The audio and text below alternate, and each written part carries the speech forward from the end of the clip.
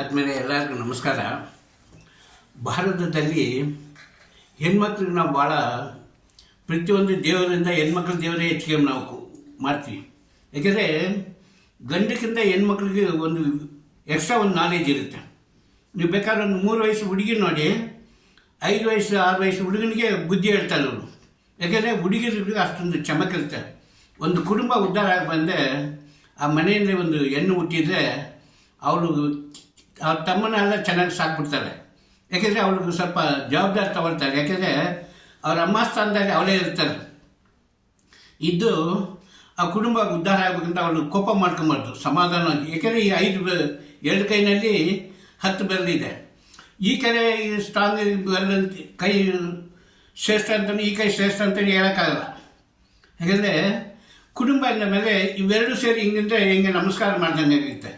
ಅದರಿಂದ ಹೆಣ್ಮಕ್ಳು ಗಂಡು ಹುಡುಗರು ತಪ್ಪು ಮಾಡಿದ್ರು ಶ್ರಮಿಸಿ ಹೊಂದಾಣಿಕೆ ಮಾಡಿ ಹಿಂಗೆ ನಮಸ್ಕಾರ ಮಾಡ್ದಂಗೆ ಮಾಡಬೇಕು. ಅದು ಹೆಣ್ಣಿನ ಲಕ್ಷಣ. ಆ ಕುಟುಂಬನ ಬೇರೆ ಮಾಡಿಸ್ಬಾರ್ದು, ಮಾಡಿದ್ರೆ ಸರಿಯಿಲ್ಲ. ಈ 2 ಕೈನಲ್ಲಿನೂ ಯಾವ ಕೈ ಶ್ರೇಷ್ಠ ಅಂತ ನಾವು ಹೇಳೋಕ್ಕಾಗಲ್ಲ. ನಾವು ಉಪಯೋಗ ಮಾಡೋದ್ಮೇಲೆ ಆ ಕೈ ಇರುತ್ತೆ.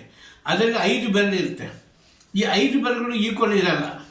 ಯಾಕಂದರೆ ಈಕ್ವಲ್ ಇದ್ದರೆ ಫಂಕ್ಷನ್ ಆಗಲ್ಲ. ನೋಡಿ, ಯಾವಾಗೂ ಆ್ಯಕ್ಷನ್ ನೋಡಿ ಹೇಗೆ JCB ಥರ ವರ್ಕ್ ಮಾಡೋಕ್ಕೆ ಇದರಲ್ಲಿ ಬೆಂಡ್ ಮಾಡಿ ಇಟ್ಟಿರ್ತಾನೆ. ಅದರಲ್ಲಿ ಯಾವ ಕೈ ಇಂಪಾರ್ಟೆಂಟನ್ನು ಬೆರಳು ಇಂಪಾರ್ಟೆಂಟನ್ನು ಹೇಳಂಗಿಲ್ಲ. ಎಲ್ಲ ಬೆರಳು ಇರುತ್ತೆ. ಅದರಲ್ಲಿ ಅಧಿಕ ಹೆಚ್ಚಿಗೆ ಉಪಯೋಗ ಅದು ಈ ಪಾಯಿಂಟ್ ಬೆರಳು, ತಮ್ಮ ಬೆರಳು. ಏಕೆಂದರೆ ಇವರೇ ಕೆಟ್ಟದನ್ನು ಬರೀತದೆ, ಒಳ್ಳೆಯದನ್ನು ಬರೀತದೆ ಈ ಪೆನ್ನು ತಗೊಂಡು. ಅದರಿಂದ ಇವು 2 ಬೆರಳಲ್ಲಿ ಬಾಕಿ ಬೆರಳುಗಳು ಅಷ್ಟೊಂದು ವಿಶೇಷ ಇಲ್ಲ. ಅದರಿಂದ ಒಂದು ಕುಟುಂಬಕ್ಕೆ ಹೆಂಡತಿ ಮತ್ತು ಗಂಡ 2 ಕೈ ಬೆರಳುಗಳು ಇದ್ದಂಗೆ. ಇವು 2 ಬೆರಳು ಸೇರಿದ್ರೆ ಆ ಮನೇನ ಉದ್ಧಾರ ಮಾಡ್ದಂಗೆ. ಅದರಿಂದ ಇವು ಬಾಕಿ ಇರೋದೆಲ್ಲ ಮಕ್ಕಳ ಥರ, ಅದು ಅಡಿಷನ್ ಸುಮ್ಮನೆ ಅದು ಸಪೋರ್ಟಿಗೆ ಇರ್ತದೆ ಶೋಗೆ. ಬಟ್ ಇವೆರಡು ಸಂಸಾರಕ್ಕೆ ಇದು.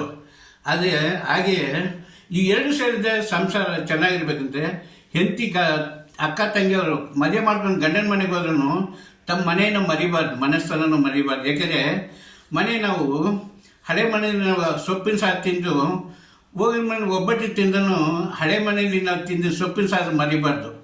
ಅವರು ಆ ಮನೆಗೆ ಉದ್ಧಾರ ಮಾಡೋಂಥ ಭಾವನೆ ಇರಬೇಕು. ಏಕೆಂದರೆ ತಾಯಿ ಮನೆ ಉದ್ಧಾರ ಆದರೆ ಗಂಡನ ಮನೆಯೇ ಅವ್ಳಿಗೆ ಗೌರವ ಸಿಗುತ್ತೆ. ಅದರಿಂದ ತಾಯಿ ಮನೆಯೇ ಮರಿಬಾರ್ದು, ಗಂಡನ ಮನೆಯೂ ಬಿಡಬಾರ್ದು. ಎಲ್ಲರೂ ಸೇರಿ ಅದು ಹೇಗೆ ಅಂದರೆ ಒಬ್ಬಟ್ಟಿಗೆ ಸೇರೋಕ್ಕೆ ಏನೇನು ಬೇಕಾಗುತ್ತಲ್ಲ, ಬೆಲ್ಲ ಅಂದ್ರೂ ರುಚಿ ಇರಲ್ಲ, ಅದು ಬೇಳೆ ಬೆರೆಸಿಲ್ಲ ಅಂದ್ರೆ ರುಚಿ ಇಲ್ಲ, ಅದು ಸುಟ್ಟಂತಕ್ಕಂಥ ವಿಧಾನದ ಮೇಲೆ ರುಚಿ ಇರುತ್ತೆ. ಹೆಂಗೆ ಒಬ್ಬಟ್ಟು ರುಚಿ ಇರೋಂಗೆ ಸಂಸಾರ ಅನ್ನೋದು ನೀವೆಲ್ಲರೂ ಕೂಡಿ ಬಾಳೋಕ್ಕೆ ಕಲಿಬೇಕು. ಭೇದ ಮಾಡ್ಕೊಬಾರ್ದು, ಒಬ್ಬರೊಬ್ಬರು ದ್ವೇಷ ಮಾಡಿ ಏನೋ ತಪ್ಪು ಮಾಡಿದ್ರೆ ಬಿಟ್ಬಿಡ್ಬೇಕು. ಆ ಟೈಮಲ್ಲಿ ಏನೋ ಒಂದು ಟೈಮು ಮತ್ತೆ ಹಾಗೆ ಇರಬೇಕು. ಯಾಕೆಂದರೆ ನಾವು ನಡೆಯಾಗಲು ಒಂಥರ ಮೋರಿ ಪಕ್ಕದಲ್ಲಿ ಹೋಗಲ್ಲ, ಮೋರಿ ಸ್ಮೆಲ್ ಹೊಡಿತಾರೆ. ಅದಕ್ಕೊಂದು ಮೋರಿ ಕಡೆ ಹೋಗಲ್ಲ ಅನ್ನೋ ಇರೋಕ್ಕಾಗಲ್ಲ. ಒಂದು ಕಡೆ ಹೋದರೆ ಒಳ್ಳೆ ಹೂವಿನ ಗಿಡ ಇರುತ್ತೆ, ಅದರಿಂದ ಹೂವಿನ ಪರಿಮಳ ಬರುತ್ತೆ. ಅದರಿಂದ ಆ ಸ್ಮೆಲ್ಲೂ ತೊಗೊಬೇಕು, ಈ ಸ್ಮೆಲ್ಲೂ ತೊಗೊಬೇಕು. ಕೆಲವು ಕಡೆ ಹೋಗಲು ಮುಳ್ಳು ಕಲ್ಲೂ ಇರುತ್ತೆ, ಅದನ್ನು ದಾಟ್ಕೊಂಡು ಹೋಗ್ಬೇಕು. ಇದೇ ಸಂಸಾರ. ಅದರಿಂದ ನೀವೆಲ್ಲರೂ ಕುಟುಂಬ ಒಗ್ಗಟ್ಟಾಗಿ ಬಾಡಿ ಹೊಂದಾಣಿಕೆ ಮಾಡಿ ನೀವು ಕುಟುಂಬ ಇವತ್ತಿಂದ ಚೆನ್ನಾಗಿರ್ಬೇಕಂತ ಕೇಳ್ಕೊಳ್ತೇನೆ. ನಮಸ್ಕಾರ.